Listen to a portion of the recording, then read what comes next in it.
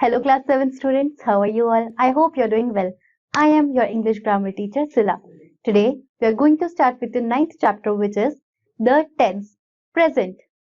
Students हमने previous classes में पढ़ा है tenses के बारे में. Tenses तीन तरीके के होते हैं, present tense, past tense और future tense. आज हम पढ़ेंगे present tense के बारे में. Present यानी कि फिलहाल present जो अभी हो रहा हो उसे कहते हैं present tense. आइए पढ़ते हैं. The form of the verb which shows the time of an action and its degree of the completeness in the tense. यानी कि एक ऐसा फॉर्म ऑफ टेंस जो हमें ये शो करता हो कि किस टाइम पर क्या काम किया गया है उसे हम टेंस कहते हैं. जो टेंस हमें ये शो करता हो कि कोई काम अभी हो रहा है वो हमारा होता है प्रेजेंट टेंस. आइए अब हम और पढ़ते हैं आगे. We mention the time of an action in the following ways. हम एक्शन के टाइम को इस तरीके से मेंशन करते हैं. पास्ट टेंस में अगर हम बात करते हैं तो action happened in the past, यानी कि एक्शन जो है वो पास्ट में हो चुका है, उसे हम पास्ट टेंस कहते हैं. प्रेजेंट के लिए हम कहेंगे एक्शन हैपनिंग नाउ, जैसे कि मैंने आपको बताया था ना, प्रेजेंट जो अभी हो रहा हो तो उसे हम प्रेजेंट टेंस कहते हैं. और अब future, action that will happen in the future, यानी कि ऐसा एक्शन जो फ्यूचर में होगा उसे कहते हैं future tense. I hope students आप समझ रहे होंगे. आगे देखिए. We mention the degree of completeness in the following manner. हम इस तरीके से डिग्रीज को डिफाइन करते हैं. पहला है indefinite, when the degree of completeness is not definite. जब जो डिग्री ऑफ कंप्लीटेंस है यानी कि किसी चीज के कंप्लीट होने की ये जो डिग्री है वो डिफाइंड नहीं है, उसको हम इनडिफाइनाइट कहते हैं. Continuous, when the action is in progress. Continuous नाम से ही समझ में आ रहा है कि कोई कंटिन्यू कोई चीज हो रही है जो प्रोग्रेस में है, ठीक है, अभी हो रही हो कोई ऐसा एक्शन जो अभी हो रहा हो उसे हम कंटिन्यूअस डिग्री में कहते हैं. अब देखिए perfect, when the action is completed. जब कोई एक्शन कंप्लीट हो जाता है तब हम उसे परफेक्ट डिग्री में कंसिडर करते हैं. Perfect continuous, when the action started in the past but is still in progress. यानी कि एक ऐसा एक्शन जो शुरू तो पास्ट में हुआ था बट स्टिल अभी भी वो प्रोग्रेस में है, यानी कि कंटिन्यूड है, तो उसे हम परफेक्ट कंटिन्यूअस कहते हैं. Taking both the things, example, the time of action and the degree of completence, we divide tenses into the following types. जब हम एक्शन का जो टाइम ऑफ कंप्लीटेंस है यानी कि जो डिग्री ऑफ कंप्लीटेंस है कि वो एक्शन कब कंप्लीट हुआ और टाइम ऑफ एक्शन की वो कब हुआ, कंप्लीट कब हुआ और कब हो रहा है, इन दोनों चीजों को हम जब डिवाइड करते हैं तो हम उसे तीन टेंसेस में डिवाइड करते हैं, प्रेजेंट टेंस, पास्ट टेंस और फ्यूचर टेंस. आइए पहले हम प्रेजेंट टेंस डिस्कस करते हैं. Present indefinite tense, present continuous tense, present perfect tense, present perfect continuous tense.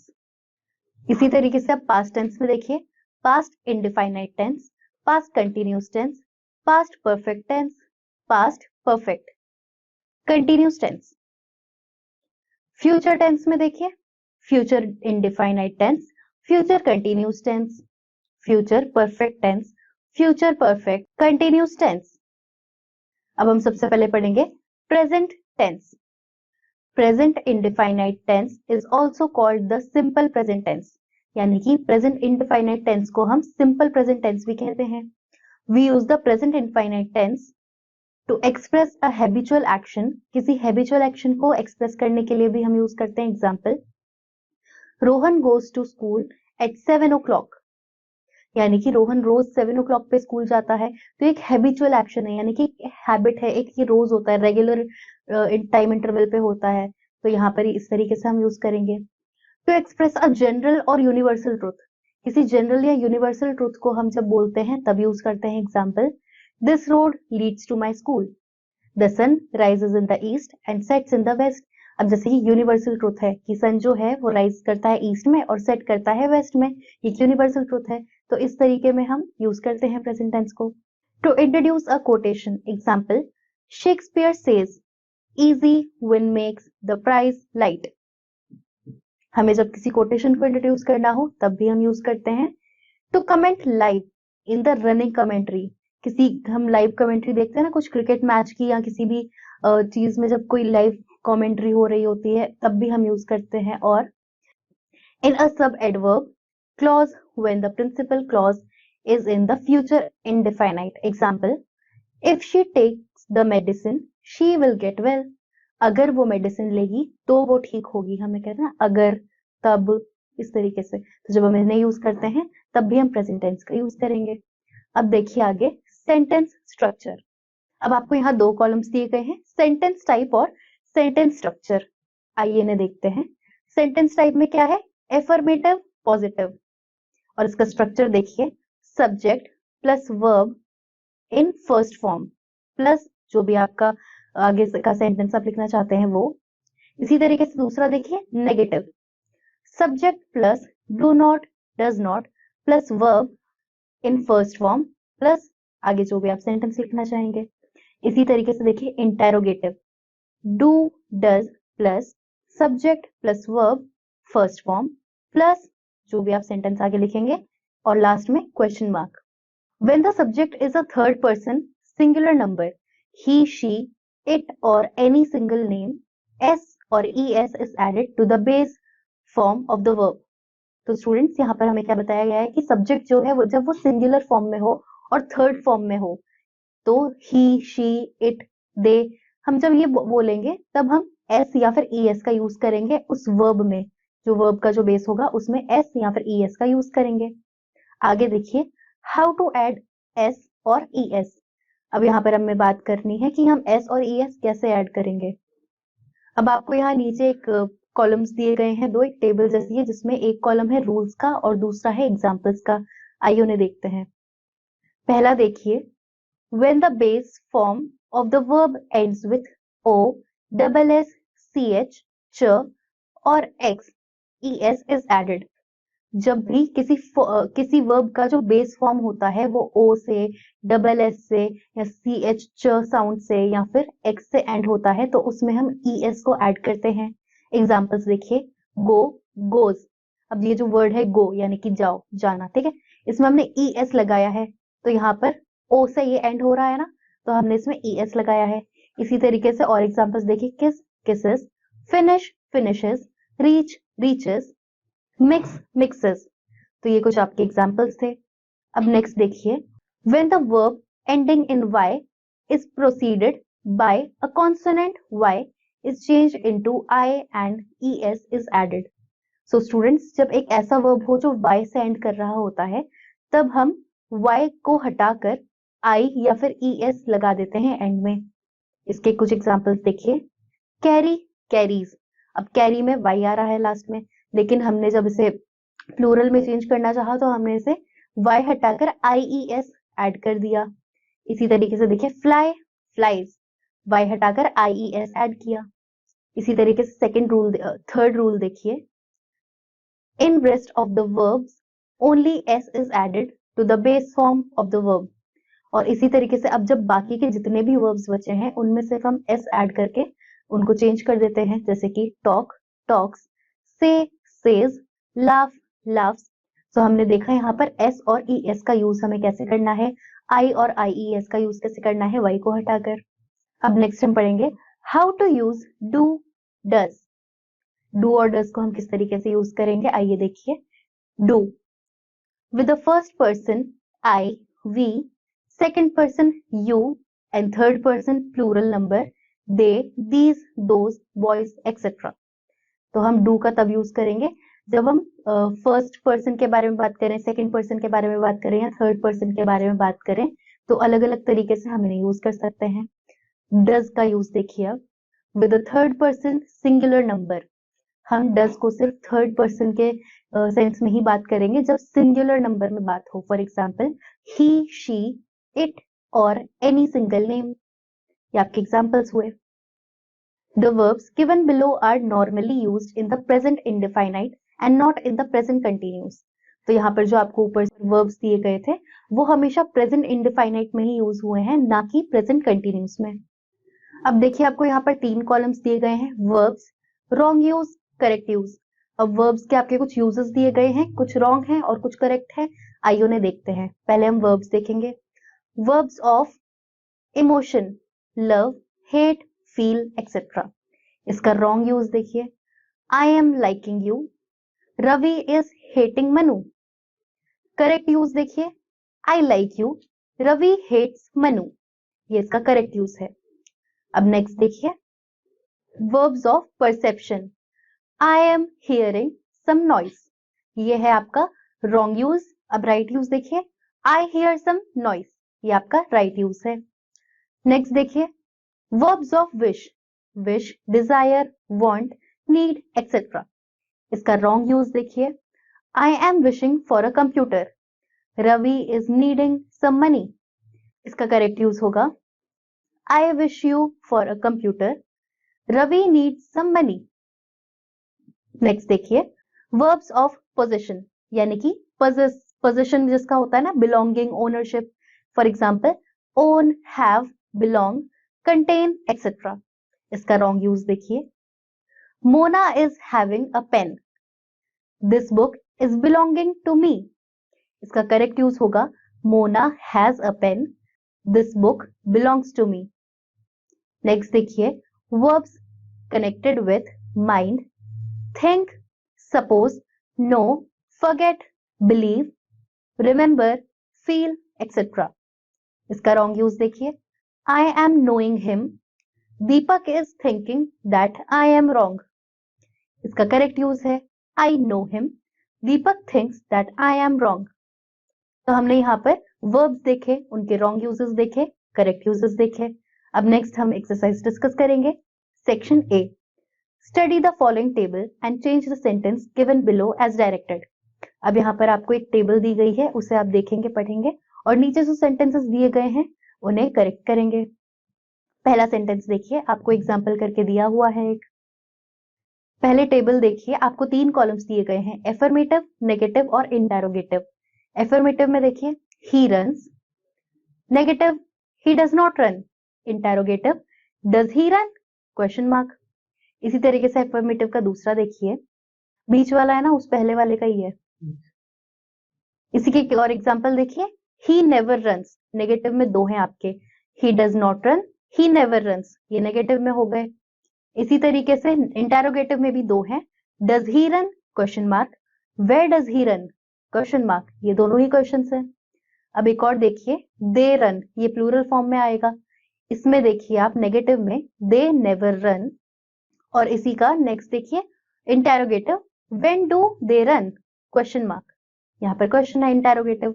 अब इन्हीं की हेल्प से आप यहाँ पर कुछ सेंटेंसेस उन्हें कंप्लीट करेंगे. पहला आपको करके दिया हुआ है, आइए उसे देखते हैं. Maria gets up at 6 o'clock. ये आपका एक सेंटेंस है, इसको आपको नेगेटिव में चेंज करना है और यूज करना है नेवर, इस वर्ड को यूज करना है. तो यहाँ पर देखिए इन्होंने किस तरीके से बनाया है. Maria never gets up at 6 o'clock. Maria कभी भी 6 बजे नहीं उठती है. सेकंड देखिए, शी लाफ्स लाउडली. अब इसको इंटेरोगेटिव में चेंज करना है, यूज करना है हाउ, हाउ वर्ड का. तो यहाँ पर आप लिखेंगे हाउ लाउडली शी लाफ्स. इस तरीके से आपने इसे चेंज किया. इसी तरीके से बाकी के सेंटेंसेस को आप अपने आप कंप्लीट करेंगे. अब आगे देखिए section B. Fill in the blanks with the right tense forms of the verbs given in the bracket. अब यहाँ पर आपको सेंटेंसेस को फिल करना है. ब्रैकेट में जो आपको सही टेंस फॉर्म का जो वर्ब दिया गया है उसकी हेल्प से आपको सेंटेंसेस कंप्लीट करने हैं. पहला देखिए, the children dash with toys every day. अब यहाँ पर आपको प्ले दिया गया है, तो यहाँ आप लिखेंगे the children plays with toys every day. इसी तरीके से दूसरा देखिए, my friend dash for a movie every Sunday. अब यहाँ पर go लिखा है, तो आप लिखेंगे यहाँ पर my friend goes for a movie every Sunday. इसी तरीके से बाकी के सेंटेंसेस आप अपने आप कंप्लीट करेंगे. अब नेक्स्ट टॉपिक देखिए, प्रेजेंट कंटिन्यूस प्रोग्रेसिव टेंस. हम या तो इसे प्रेजेंट कंटिन्यूस बोल सकते हैं या फिर प्रोग्रेसिव टेंस भी कह सकते हैं.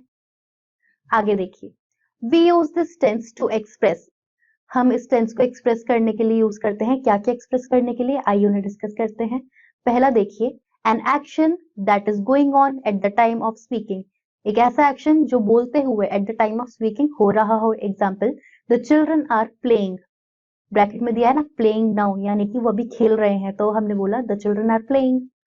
सेकेंड देखिए, an action that may not be happening at the time of speaking but happening around the time. एक ऐसा एक्शन जो उसी टाइम तो नहीं हो रहा जब हम बोल रहे हैं स्पीकिंग के टाइम पे, बट ऐसा एक्शन जो उस टाइम पर नहीं हो रहा जब हम स्पीकिंग के टाइम पर, यानी कि जब हम बोल रहे हैं तब नहीं, बट अराउंड द टाइम, यानी कि उसी टाइम के आसपास हो, उसके लिए यूज कर सकते हैं। Example, I am learning French these days, यानी कि आजकल मैं फ्रेंच सीख रहा हूँ। Learning these days, not now, मतलब कि अभी तो नहीं, एग्जैक्ट टाइम ऑफ स्पीकिंग पे नहीं, बट हाँ आजकल सीख रहा हूँ, इस तरीके से। थर्ड देखिए, अ प्लान्ड फ्यूचर एक्शन, एक ऐसा एक्शन जो फ्यूचर के लिए ऑलरेडी प्लान्ड हो। Example, Rahul is flying to the UK next month. Planned action यानी कि ऑलरेडी प्लान्ड है और ये फ्यूचर के लिए प्लान्ड है, अभी हुआ नहीं है लेकिन हमने फ्यूचर के लिए ऑलरेडी प्लान किया हुआ है। अब नेक्स्ट टॉपिक देखिए, सेंटेंस स्ट्रक्चर। यहाँ पर आपको दो कॉलम्स दिए गए हैं, सेंटेंस टाइप और उनका स्ट्रक्चर। आइए उन्हें देखते हैं। एफर्मेटिव पॉजिटिव स्ट्रक्चर देखिए, subject plus is, am, are plus verb plus ING plus जो भी आप आगे सेंटेंस लिखना चाहते हैं। इसी तरीके से दूसरा देखिए, negative, subject plus is, am, are plus not plus verb plus ING plus जो भी आपका बाकी का सेंटेंस है। इसी तरीके से इंटेरोगेटिव देखिए, is, am, are plus subject plus verb plus ING plus rest of the sentence and last में क्वेश्चन मार्क। अब नेक्स्ट आपका टॉपिक है how to add ING. ING हमें कैसे ऐड करना है उसे देखेंगे। दो कॉलम से रूल और एग्जाम्पल, आइए देखते हैं। पहला रूल है, when a verb ends with E we remove E and add ING. अब एक ऐसा वर्ब जो ई से एंड होता हो स्टूडेंट्स, उसमें हम ई को हटा के आईएनजी लगा देते हैं। एग्जाम्पल्स देखिए, कम, कमिंग, स्माइल, स्माइलिंग। कम और स्माइल में लास्ट में ई आ रहा है ना, तो जब हमें उसे वर्ब में कन्वर्ट करना हो तब हम उसे कमिंग आईएनजी लगा के उसे वर्ब में हमने कन्वर्ट कर दिया, ई को हमने आई से रिप्लेस कर दिया। इसी तरीके से सेकेंड रूल देखिए, I E at the end of a verb becomes Y. तो किसी वर्ब में लास्ट में आई ई आता हो, उसका वर्ब चेंज करने के लिए हम उसमें उसे वाई बना देंगे। Example, tie, tie, tying, die, dying. Third rule है आपका, a consonant except W, R, Y with a vowel before it is written twice. अब एक ऐसा कॉन्सोनेंट इन डब्ल्यू, आर और वाई, इन तीनों कॉन्सोनेंट्स के अलावा जो कॉन्सोनेंट होता है, एक ऐसा कॉन्सोनेंट स्टूडेंट सिवाय डब्ल्यू, आर और वाई के जितने भी कॉन्सोनेंट्स हैं उनमें जब उनसे पहले वॉवल लगता हो, for example sit, sitting, cut, cutting, तो लास्ट का जो हमारा लेटर होगा, लास्ट का जो हमारा वॉवल है, उसको हम डबल यानी कि ट्वाइस लिखेंगे। जैसे कि sit, S I T, single T है, लेकिन जब हम इसे वर्ब में कन्वर्ट कर रहे हैं, सिटिंग लिखना चाहते हैं और आईएनजी ऐड करेंगे, तो हम डबल टी का यूज करेंगे। इसी तरीके से कट, कटिंग। तो ये आपके कुछ यूजेस थे। अब हम एक्सरसाइज डिस्कस करेंगे। Section C, study the following table and change the sentence given below as directed. अब यहाँ पर आपको नीचे एक टेबल दी गई है, आइए हम पहले उसे स्टडी करते हैं और फिर उसके बाद जो सेंटेंसेस नीचे दिए गए हैं उन्हें देखेंगे। सेंटेंसेस में आपके तीन कॉलम्स हैं, एफर्मेटिव, नेगेटिव और इंटेरोगेटिव। आइए उन्हें डिस्कस करते हैं। He is bathing, all singular subjects, यहाँ पर सभी सब्जेक्ट सिंगुलर थे। ही इज नॉट बेथिंग यानी कि वो नहीं नहा रहा, ये हमारा नेगेटिव हुआ। इंटेरोगेटिव देखिए, is he bathing, where is he bathing, तो ये आपके इंटेरोगेटिव्स हुए। अब देखिए आपका next affirmative, the boys are playing, यहाँ पर all plural subjects and you, यहाँ पर सभी प्लूरल सब्जेक्ट्स हैं और यू यानी कि सेकंड पर्सन में बात हुई है। अब इसका नेगेटिव देखिए, the boys are not playing, ये नेगेटिव हुआ और इसका इंटेरोगेटिव है, are the boys playing, question mark, what are the boys playing, question mark. Third affirmative देखिए, आई एम वॉचिंग टीवी। अब इसका नेगेटिव बनेगा, I am not watching TV, ये नेगेटिव है, इसमें नेवर इज नॉट यूज, हमने never का use नहीं किया। इंटेरोगेटिव देखिए इसका, am I watching TV, question mark, what M I watching, question mark. ये आपके इंटेरोगेटिव्स हो गए। अब इन सेंटेंसेस को कंप्लीट करेंगे। पहला सेंटेंस देखिए, we are going for a movie, इसको आपको नेगेटिव में कन्वर्ट करना है, तो यहां पर आप क्या लिखेंगे, we are not going for a movie. इसी तरीके से इसको एफर्मेटिव में चेंज कीजिए, सेकंड वाले को, the hunter is not killing the lion. अब नॉट किलिंग तो ये तो नेगेटिव हो गया, तो इसको एफर्मेटिव में हम क्या लिखेंगे, the hunter is killing the lion. इसी तरीके से बाकी के आप अपने आप कंप्लीट करेंगे। अब नेक्स्ट देखिए section D, read the following examples then fill in the blanks with the correct present continuous tense from the verbs given in the bracket. अब यहाँ पर आपको एग्जाम्पल दिया गया है, उसे एक बार देखिए और उसके बाद में जो सेंटेंसेस नीचे पूछे गए हैं उनमें जो आपको ब्रैकेट में वर्ब्स दिए गए हैं उनकी हेल्प से आप सेंटेंसेस को कंप्लीट करेंगे। एग्जाम्पल देखिए, where are you going Rohit, question है ये।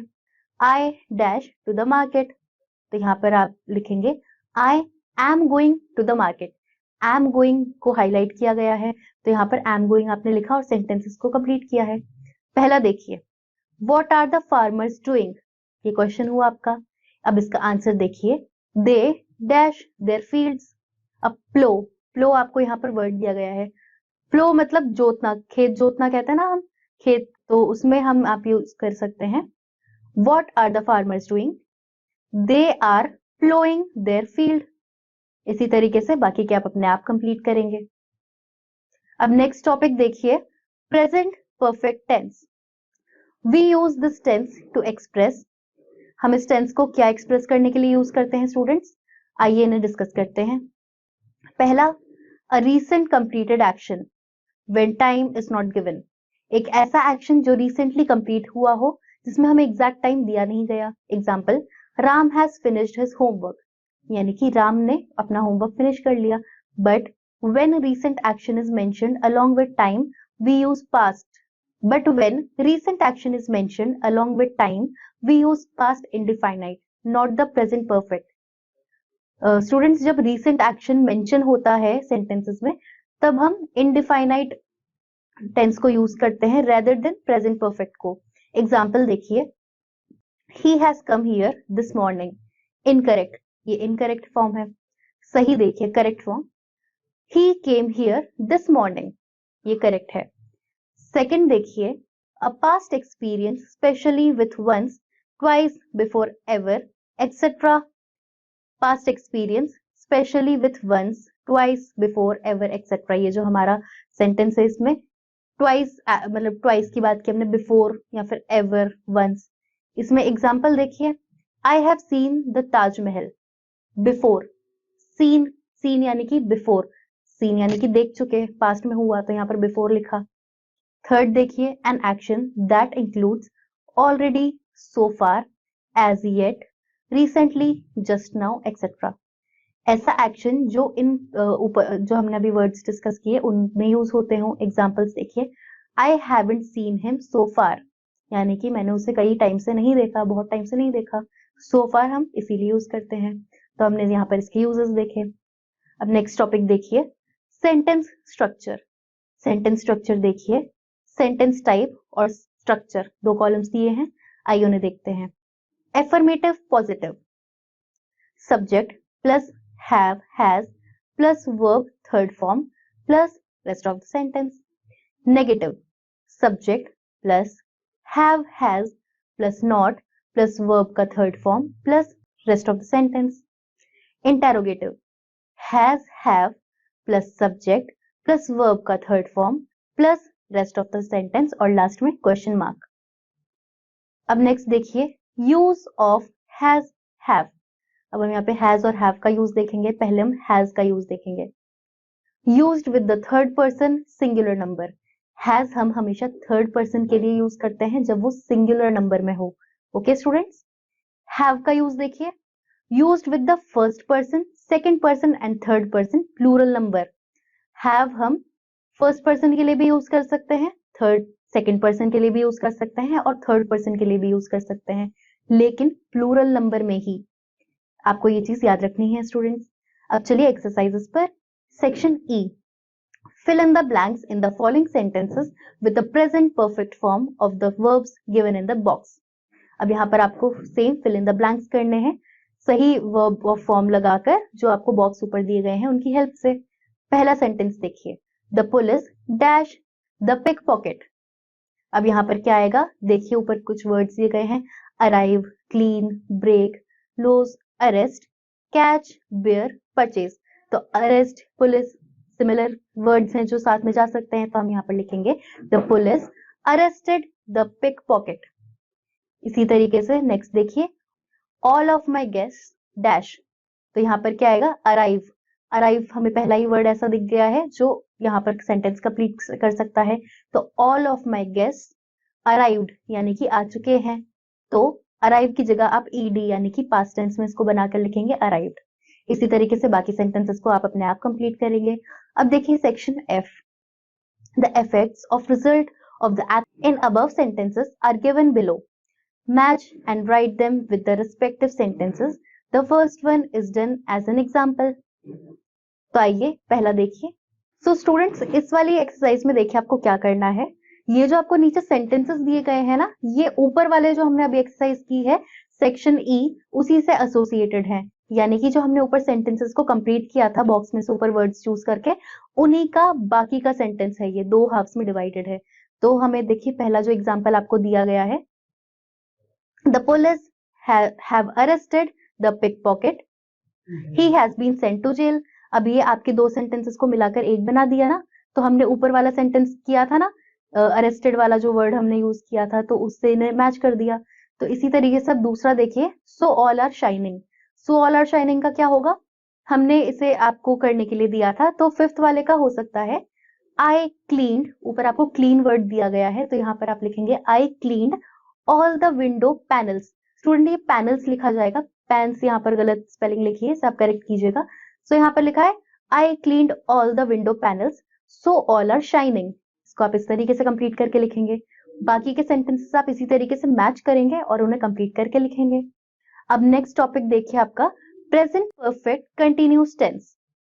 We use the present perfect continuous tense to express an action that started in the past and is still on।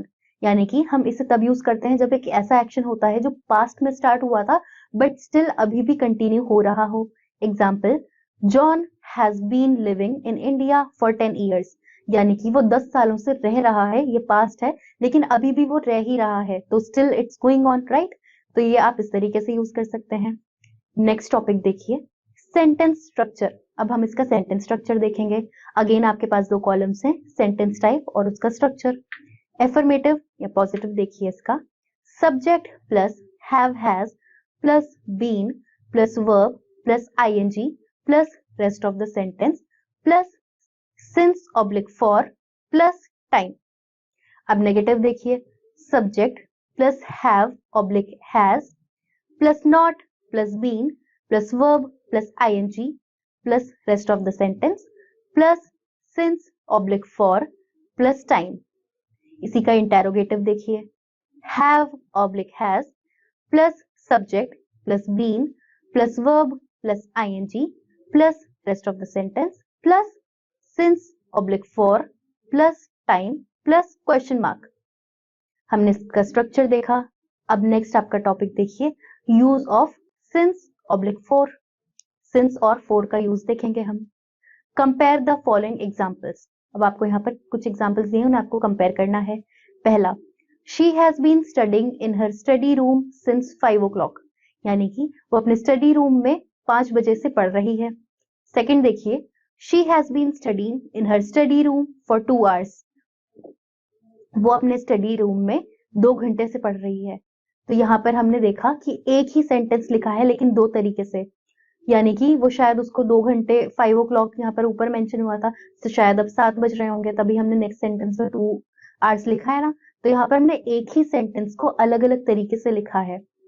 अब इसमें एक और देखिए, Monday Tuesday Wednesday Thursday, since Monday और for 4 days। March April May, since March और for 3 months। मार्च तीसरा महीना होता है ना। और 3 months की अगर हम बात करते हैं तो जनवरी फरवरी मार्च तीसरा आता है ना। तो फॉर 3 months हम ये कह सकते हैं, या फिर सिंस मार्च, मार्च भी तीसरा महीना होता है। तो यहाँ पे सिंस और फॉर का हम एक कंपैरिजन भी कर रहे हैं कि हम इन्हें कैसे यूज कर सकते हैं। साथ में हम ये देख रहे हैं कि हम इन्हें किस तरीके से यूज कर सकते हैं। यहाँ तो हम सिंस मार्च लिख सकते हैं सो दैट बोलने वाला या सुनने वाला अपने आप आइडिया लगा ले कि मार्च तीसरा महीना होता है। या फिर हम ये भी लिख सकते हैं 3 months, यानी कि तीसरा कौन सा महीना होता है, मार्च। तो ये सुनने वाले की समझदारी पर डिपेंड करता है। थर्ड देखिए, 6th जून 7th जून 8th जून 9th जून 10th जून, सिंस 6th जून और फॉर 5 days। तो 5 डेज के बाद में 6 जून आएगा, तो यहाँ पर आप इस तरीके से समझ सकते हैं। फोर्थ देखिए 1991, 1992, 1993, 1994। अब यहाँ पर आप लिख सकते हैं सिंस 1991 और फॉर 4 years यानी कि 4 साल, हमने यहाँ पर 4 साल की बात की है। फिफ्थ देखिए मॉर्निंग, नून, सिंस मॉर्निंग और for a long time. Childhood, boyhood. Sixth childhood, boyhood, since childhood और फॉर अ लॉन्ग टाइम। अब देखिए स्टूडेंट्स, यहाँ पर आपको रिमेंबर करके एक बॉक्स दिया गया है, आइए उस पर नजर डालते हैं। Since is used for the point of time when the work started. Since हम तब यूज करते हैं जब हम एक पॉइंट ऑफ टाइम की बात करते हैं, जब वो काम स्टार्ट हुआ हो। For is used for the period और length of time for which the work continued. और फॉर हम इसलिए यूज करते हैं कि जो पीरियड या फिर जो लेंथ है टाइम का, जो हम वर्क कर रहे होते हैं वो कंटिन्यूड यानी कि कब से कंटिन्यू होता आ रहा है, फॉर हम उसके लिए यूज करते हैं। सो ये चीज आप याद रखेंगे। अब देखिए exercise section G. Answer the following questions using a proper time expression with since और फॉर। अब आपको सिंस और फॉर से हेल्प से जो भी प्रॉपर, जो अप्रोप्रिएट जगह पर आपको लिखना होगा, उससे आप सेंटेंसेस को कंप्लीट करेंगे। पहला देखिए how long have you been living in Delhi. तो यहाँ पर आप लिखेंगे since how long you been living in Delhi. Since यानी कि बीन लिविंग यानी कि अभी भी वो रह रहा है, तो वो ऑलरेडी रहता आ रहा है, राइट। तो यहाँ पर सिंस हम लिखेंगे since how long you been living in Delhi. और नेक्स्ट आपका देखिए for how many days have you been taking treatment of doctor Khanna. अब यहाँ पर आप लिखेंगे सेकंड देखिए for how many days have you been taking treatment of doctor Khanna.